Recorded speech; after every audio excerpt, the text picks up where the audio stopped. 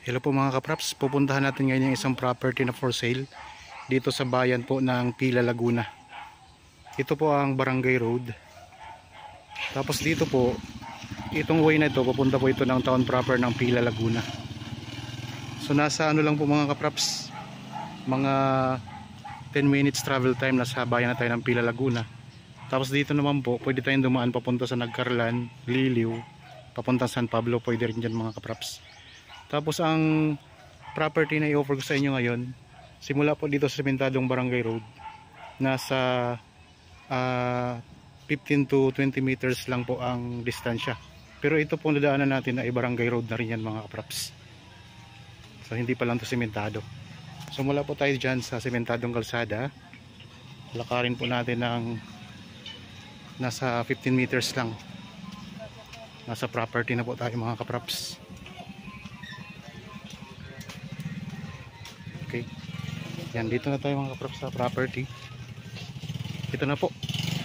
Bali ang sukat nito ay 3,000 square meters. So mula po dito ang property. Tapos hanggang dito po sa may bakod na sementado.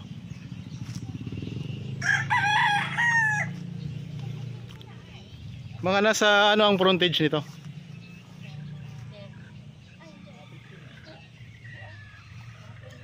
Mga 20 na. So mga nasa 20 meters ang frontage. Mula po dito mga kapraps. Okay. Tingnan natin mga kapraps. Ipakita ko sa inyo ang loob ng property. Yan sa tabi po ng property, sa bawat gilid ng property may bahay na po dito sa kabila. Tapos sa kabila po may bakod na kayo dito, kaya ang babakuran nyo na lang mga kapraps, dito na lang harapan. Ganyan lang po harapan mga kapraps ang babakuran natin. Tapos dito kung gusto nyo namang bakuran uli, pwede rin pong bakuran ninyo yun mga kapraps. Ang korte ng lupa ay rectangle, so pahaba po siya. Tapos ang lusot nito ay doon sa kabilang kalsada naman. Malapit po ito sa covered court dito sa barangay. Dito sa may bandang gitna ng property, mayroong tanim na langka. Ayan, tapos mayroon ding puno ng mangga. Okay. Patag ang lupa mga kapraps. So ang bayan ng Pila ay katabi po ng bayan ng Santa Cruz, yung pinakakapital na bayan ng Laguna mga kapraps, ng lalawigan ng Laguna.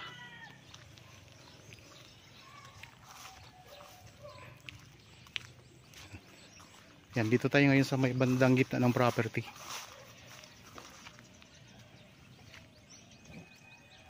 Ikot ko lang ng camera. Yan yung mga kapitbahay nyo mga kapraps.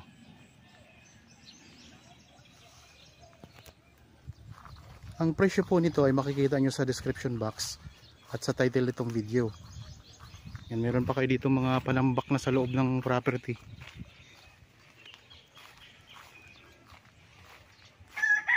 Yan, meron ding puno ng suha. Ayan, may puno din siya ng suha. Tapos may mangga din dito.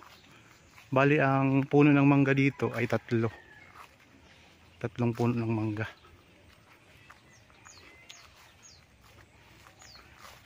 Dito sa bandang likod ng property mga kapraps ay meron ding kalsada na, kaya magiging dalawa po ang access nyo dito, lusutan po ang access nyo dito sa property.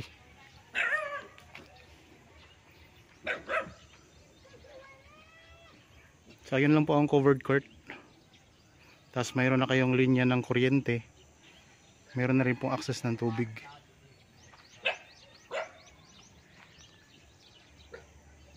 Yan, ang gagaling po tayo kanina doon.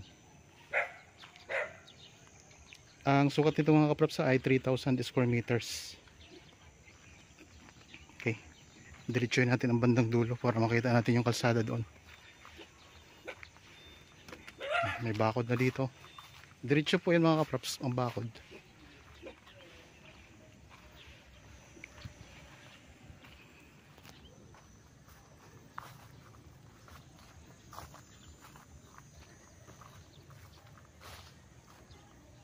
Ayan lang po ang kalsada mga kapraps.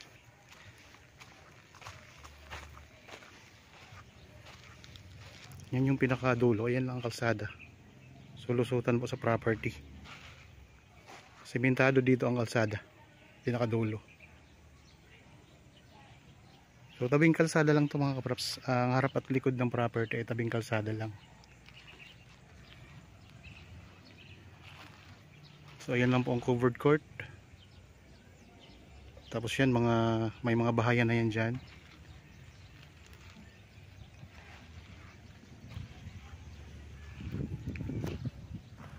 Kung gusto nyo po, pwede nyo itong i-subdivide mga kapraps.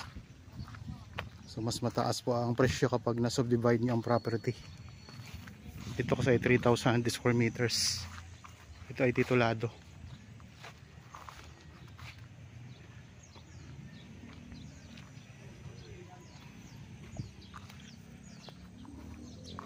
Balik na tayo.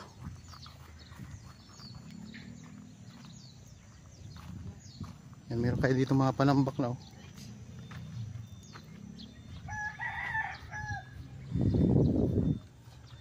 yung katabi ninyo mga kapraps, yung mga katabi ng property, may farm lot.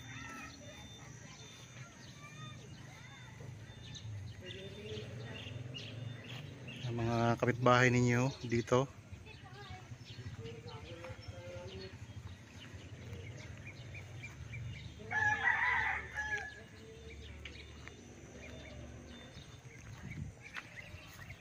Okay, so ibalik na tayo doon sa pinanggalingan natin kanina. Kung sakaling interested po kayo sa property na ino-offer ko sa inyo ngayon, pwede po kayo magpa-schedule sa amin ng actual viewing para makita nyo po ng actual itong property. Mas maganda po kasi pag nakita nyo ng actual. Pero sa amin naman po, itong mga pinopost namin dito sa YouTube, what you watch, what you get. So kung ano yung napapanood nyo, yun na po yun. Yun po yung property talaga. Kapag picture lang po kasi ay di mo makita talaga yung property, kung anong mga katabi, kung anong itsura talaga ng property. So dito sa video makikita nyo po yung itsura ng property.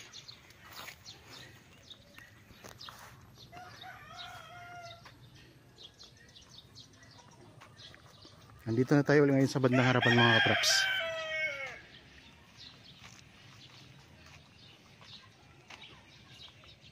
Pwede nyo itong gawing game farm. Yan, kagaya nyo, may mga alagang manok sila dito. Nasa ang frontage, nasa 20 meters mga kapraps ang frontage nito.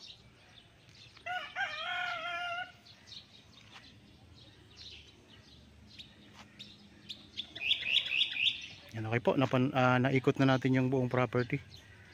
Para po sa mga bago pa lang sa aking channel at napadaan lang po dito sa aking channel, huwag niyo pong kalimutang mag-subscribe at pindutin na rin po ang notification bell para maging updated kayo sa mga bagong property na i-offer namin sa inyo. Maraming salamat po, lagi tayong mag-iingat at God bless po sa ating lahat mga kapraps.